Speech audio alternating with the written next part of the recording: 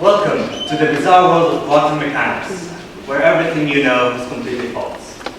I'm your presenter, Mulham Hejazi, senior physics student, a member of the physics club. Well, let's get started, shall we? Let me start with this question. When you think about light, is it a particle or a wave? Both. Raise your hand if you think it's a particle. Raise your hand if you think it's a wave. Okay, something. Okay, what about the electron? Is it a particle or a wave?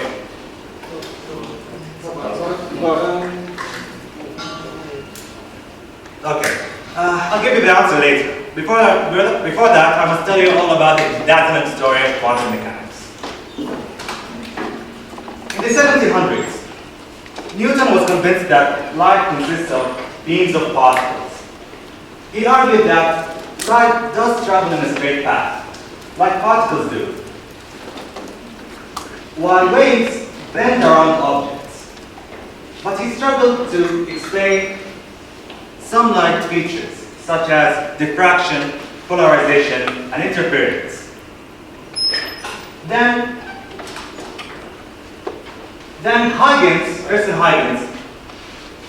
formulated a mathematical wave theory of light. He succeeded to solve all the problems Newton has encountered. And then later, James Maxwell, while studying electromagnetic waves, calculated the speed of the electromagnetic wave, and it turned out to be exactly the speed of light. Thus, it was widely accepted that light is nothing but an electromagnetic wave, and the particle theory was abandoned completely. Until the 20th century, when Einstein said, wait a minute, the wave theory of light creates a big problem known as the ultraviolet catastrophe.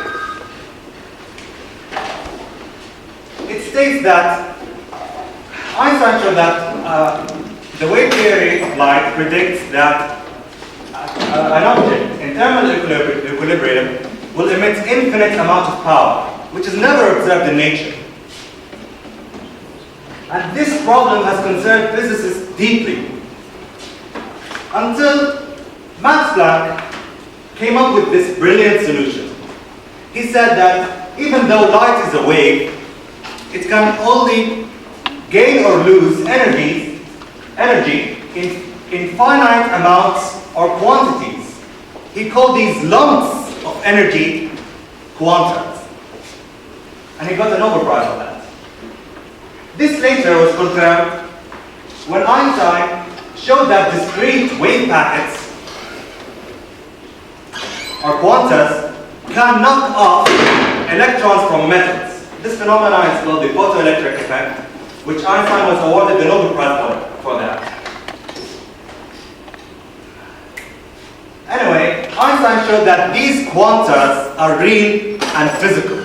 That's why light must be a particle and a wave. I guess Newton now is happy because his particle theory is also correct.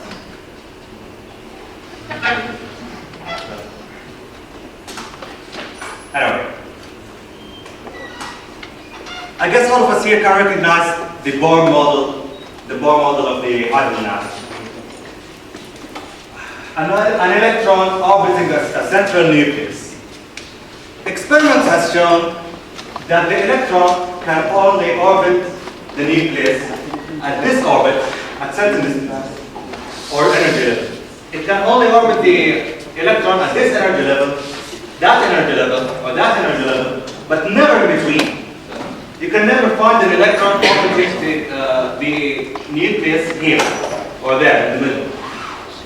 You can never finding it orbiting the nucleus at n equals 1.3 or 1.5 or something. Only integer number of n. And Bohr has mentioned that while explaining his model of the hydrogen atom. but he never explained why. Moving on to the double slit experiment, the experiment which has rocked the world of physics with its stunning results. This is how it goes. You have a gun and a metal plate, which has a vertical slit in the middle, and you have a screen detector in behind. So if you fire particles or marbles through this metal plate, you'll get a vertical line on the screen. That's typical. If you fire particles through two slits, you'll get two vertical lines on the screen. It's quite simple. If you pass away through one slit,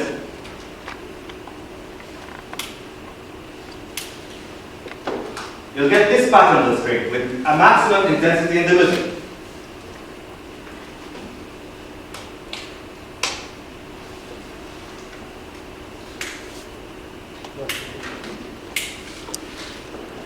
If you pass away through two slits,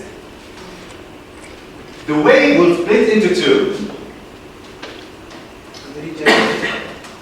and the two waves will interfere with each other and will create this interference pattern on the screen.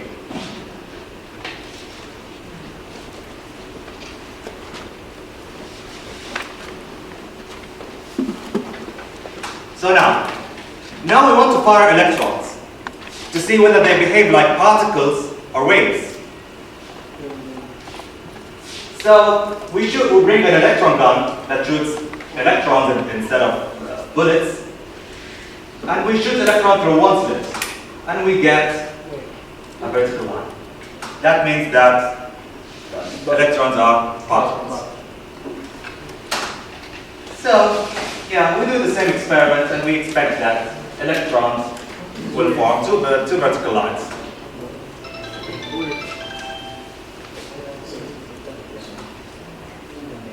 But we get an interference pattern.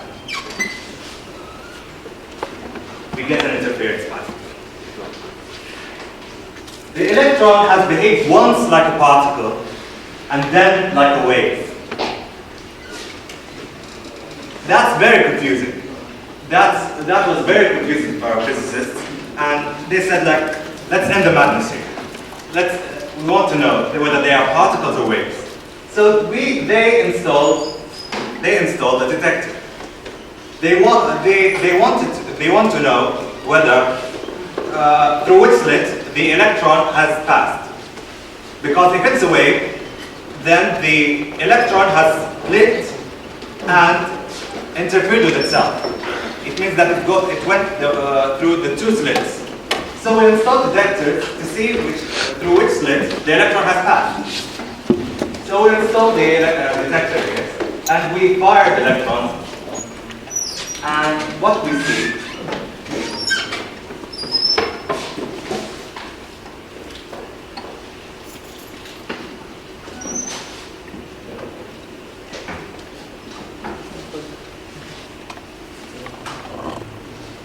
the electron behaved like a particle again. So without the detector, the electron behaved as like a wave. And with a detector, the electron behaved like a particle. As if the electron knows that it's being observed and decided to alter its behavior from behaving like a wave to behaving like a particle. Madness, isn't it? Anyway,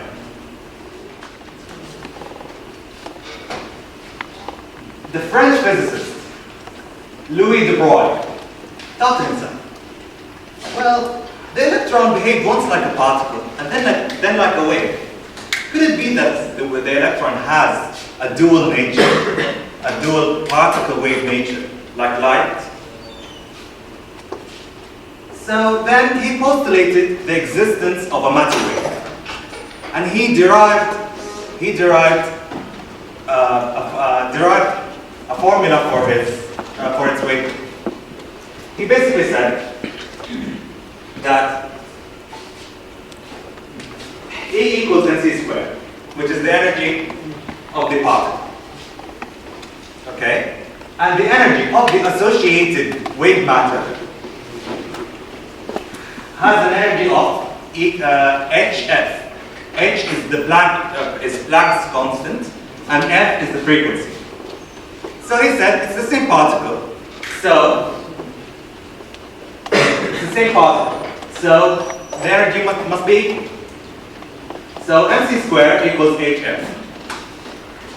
And we have that c, which is the speed, is equal to the wavelength times the frequency. So frequency is equal to the speed of light over lambda, which is the wavelength. Anyway, we substitute the wavelength on the first equation, and we get that lambda is equal to h over mv, the velocity. Mv is the momentum. Anyway, so basically, De Broglie is saying that I have a wave, you have a wave. Everything around us has a wave nature. But why can't we see the wave nature of Mulham, for example? Can someone guess? Because the momentum is too big. What? The speed is too slow. No. They can't detect it. The wavelength is too short. But why? The momentum is too big. I'll give you a hint. H is equals 10 to the power minus 34. Too small. Okay, let's say I'm moving with velocity 1. A second. You are too big to behave as well. Exactly. I'm too big to behave like a wave. If you say that, whatever, h is 6. So my wavelength, say that I weigh 60 or whatever. 6 times 10 to the power minus 34 over 60 times 1 is equal to 10 to the power minus 35. Okay? That's how long is my wavelength. So it's like my wavelength is like this, and I'm this big. You can never see my wave nature. But for particles, how much is the mass of the particle, of the electron? It's about 9 times 10 to the power minus 31. Okay? Which means its wavelength is about 0.66 times 10 to the power minus 3. Its wavelength is about 1 millimeter. But the electron is very small. It means that the electron is confined or trapped inside its own matter wave. This is the electron, and this is its matter wave. See, you get it now? That's why quantum mechanics is only relevant to the very small, where the classical physics, the laws of classical physics fall apart.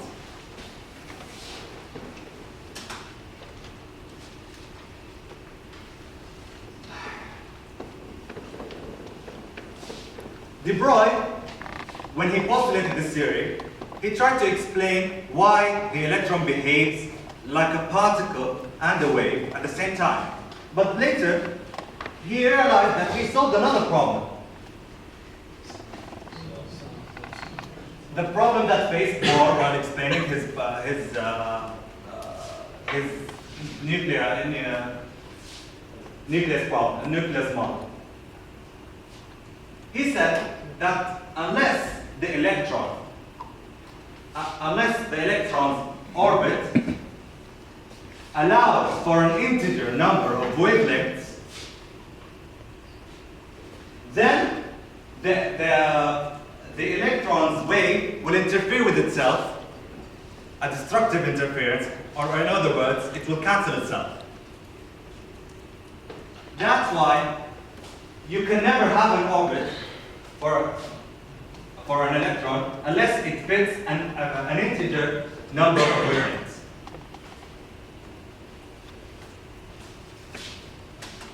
Now, quantum physics is born. And we need to include new sets of mechanics because the classical physics never work again. Will never work again at this scale. So we need to include new mechanics, wave mechanics, quantum mechanics. Schrödinger started from the well-known equation E equals kinetic energy plus potential energy.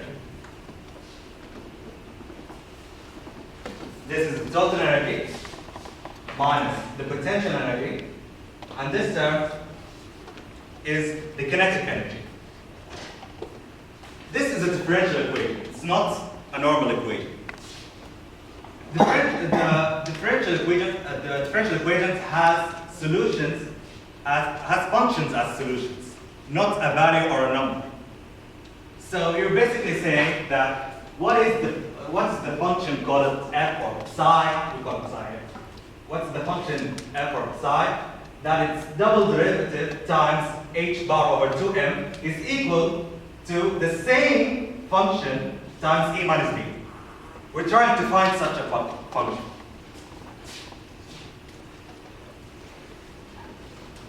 Anyway, then Max Born showed that the solution of this equation, the square of the solution of this equation, represents the probability of finding the electron in certain region. Which means that you can never predict exactly where the electron is.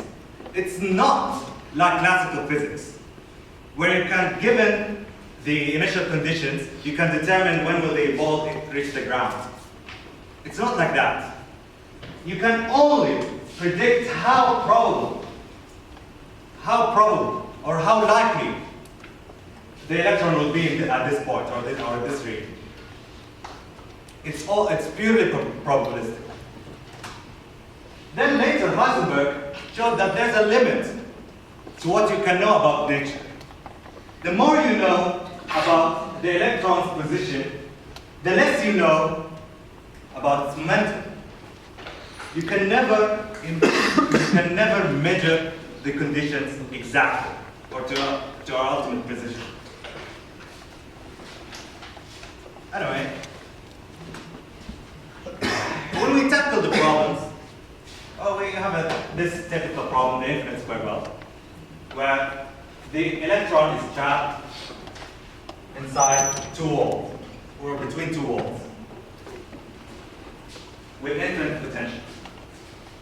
So we want to try to solve the equation, the Schrödinger equation, for this problem.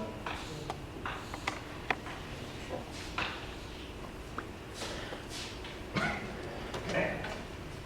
So you have infinite potential here, and you have 0 in the middle. Okay. The electron can never be here, and can never be here because the potential is infinite. So the electron is confined at this region. So you take the Schrödinger equation, minus h bar squared over 2m. These are all constants.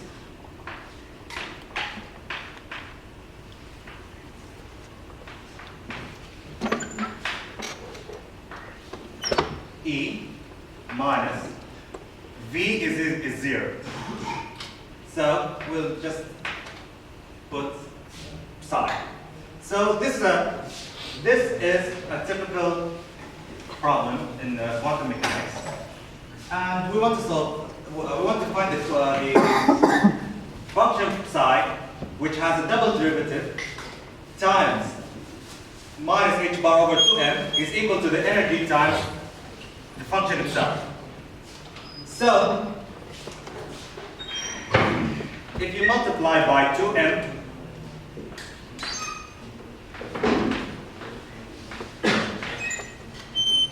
over h bar,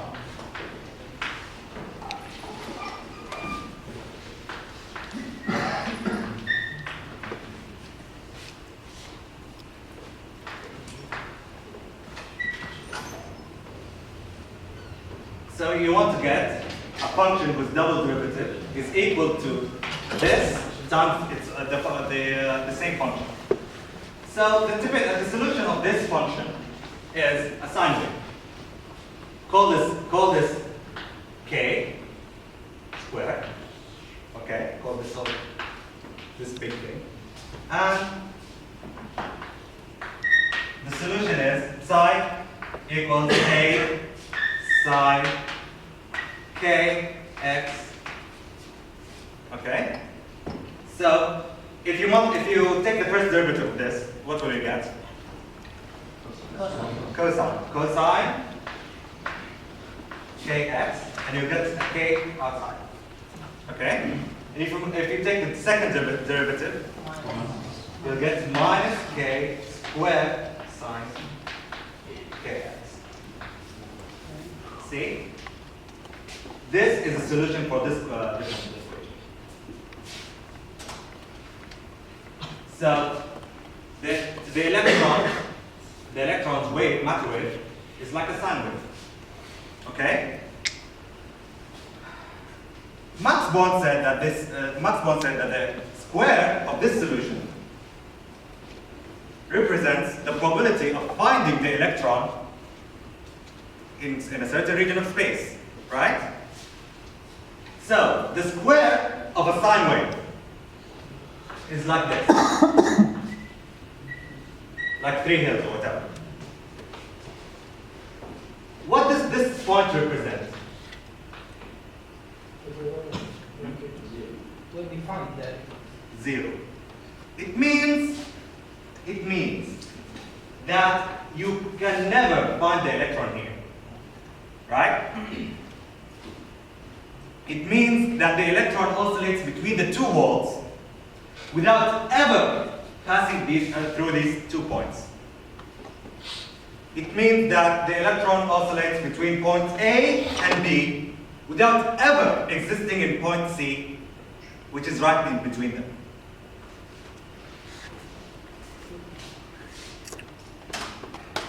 Go on to another problem. In classical physics, if you throw a ball at a wall or a barrier, the ball will bounce back, but not in the quantum world. If you have a finite wall, the solution of the mathematical solution of the Schrödinger equation is telling us that there's a probability that the electron can pass this wall. It can tunnel through this wall. And let's say that the probability of finding the electron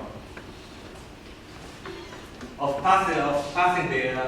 the electron passing the wall is 0.2 or 20%.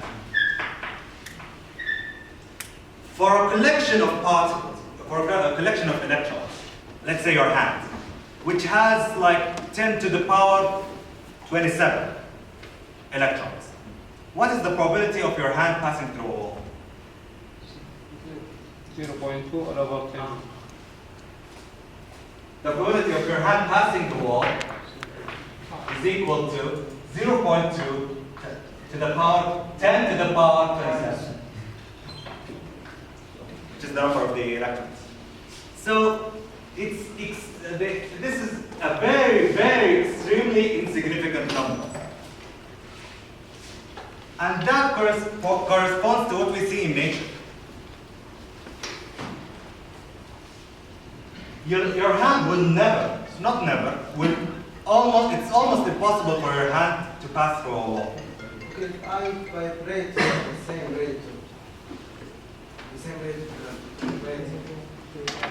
Why more this? Anyway, it's a hand wave argument because we ignore all the interactions between particles themselves. But anyway, it means that it's almost impossible for your hand to pass through the wall. But it's still possible. It's still possible, and that corresponds to what we see in nature. Quantum entanglement is another quantum feature we observe. Remember that we said that you can never know, for example, the spin of a particle before you observe it. Okay? So, for a pair of entangled particles, if you observe, or if you measure the spin of the first one, and let's say you measure it to be spin up, the second one will be always spin down. Even though each one of them has a probability of being 50% up or 50% down. And that is noticed in great separation distances. As if the first particle is telling the second particle, I'm measured to be spin up and forcing it to be spin down. Applications of quantum mechanics. Well, quantum mechanics has many applications. In the recent world, in the current world, like what you see in transistors, you use transistors in all kinds of electronics, in computers, calculators, whatever. Any kind of electronic you have transistors. And they're based on quantum mechanics.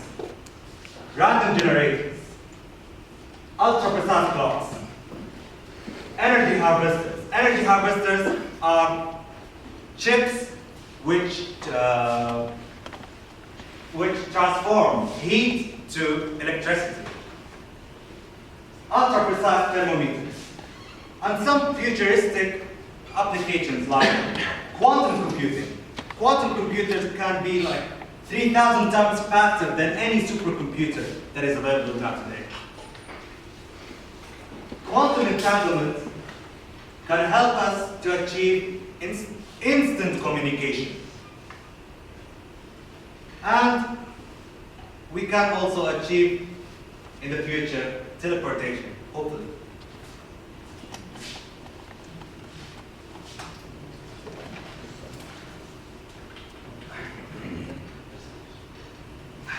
Interpretation of quantum mechanics.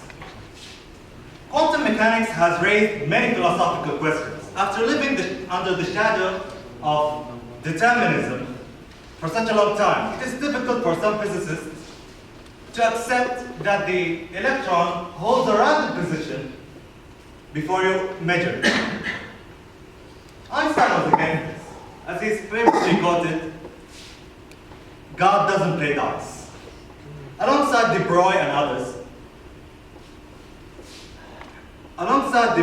and others, he thinks that there must be some underlying mechanics which are not understood yet, which are responsible for determining the position of a particle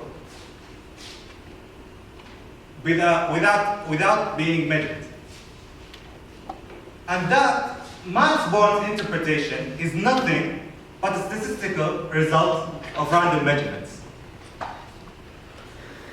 But that's not the popular explanation among physicists. In fact, more than 42% of physicists today favor the Copenhagen interpretation. It states that the reality is not in the particle. It is in the observation. Our act of measuring where the particle is forces the electron to hold a certain position. And some even went further by suggesting that each possible outcome corresponds to a parallel universe. And since we have infinite possible outcomes, then we have infinite parallel universes. And we happen to live in this world which converged into this measurement. Schrödinger disagreed with this interpretation, as he proposed his famous cat thought experiment, which goes like this. If a cat was trapped inside a box, which has a bomb, which explodes if the electron spin was measured to be up, for example.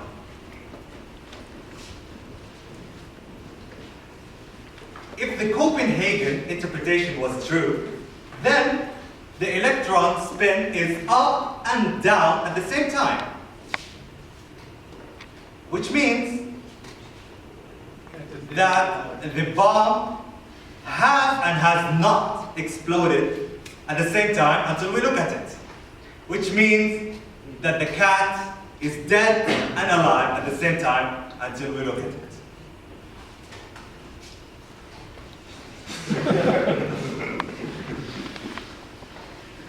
Schrödinger was stressing how absurd this interpretation sounds, as no cat can be dead or alive at the same time.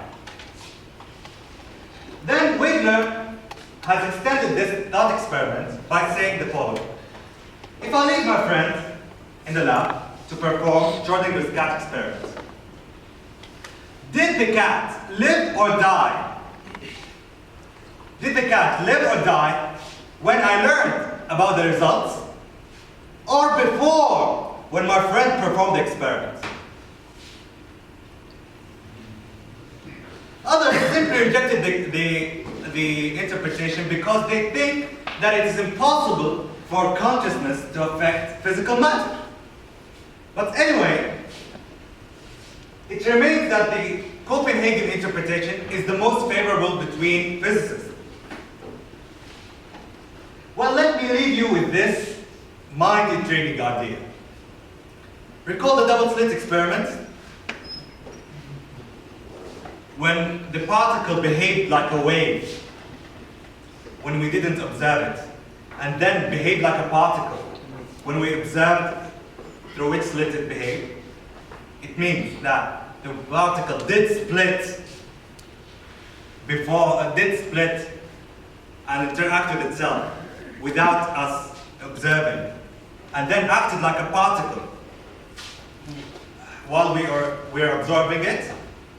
Doesn't that mean that we changed the past because the electron has already passed the slit as a wave? Think about it.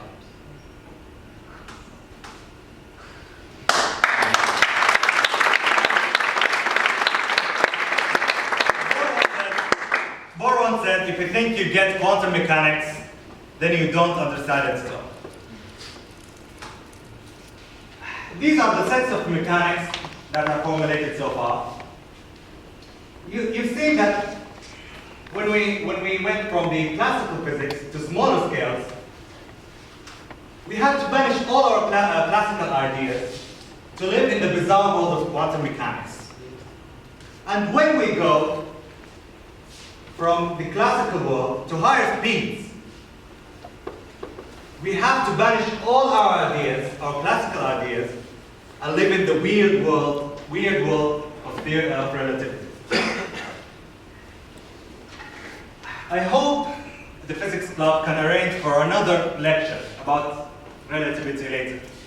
But anyhow, engineers and typically business students were only introduced to classical physics, the classical, boring, ordinary world.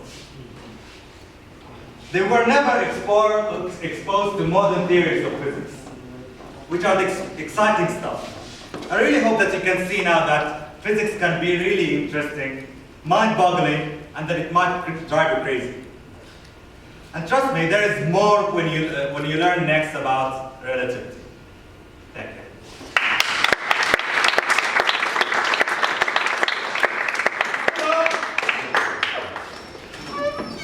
Questions?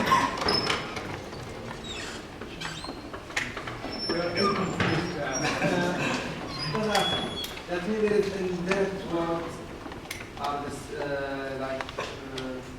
in that world of us in very different situations. Each possible outcome corresponds to a parallel universe. And since there are infinite possibilities, there are infinite parallel universes out there. Can I go through? No. But it's just a theory. It's not yeah? The two-slot experiment. Yeah. What is the detector? Can't hear. The detectors? Yeah? The detectors they use, what are they? I don't know. I guess they measured the voltage or whatever, something like that. I mean, how can you measure the... The electron has spin passed, of created a field, I guess. I'm not sure, but I guess the electron has created a field when passing through the slit, and they measured the field, so they figured out through which slit they... But don't you affect the field, like, it's a field of an electron, right? You are affecting it when you are measuring. It's a slight perturbation. It wouldn't change the fact that the electron begins one cycle faster than the electron wave. You said that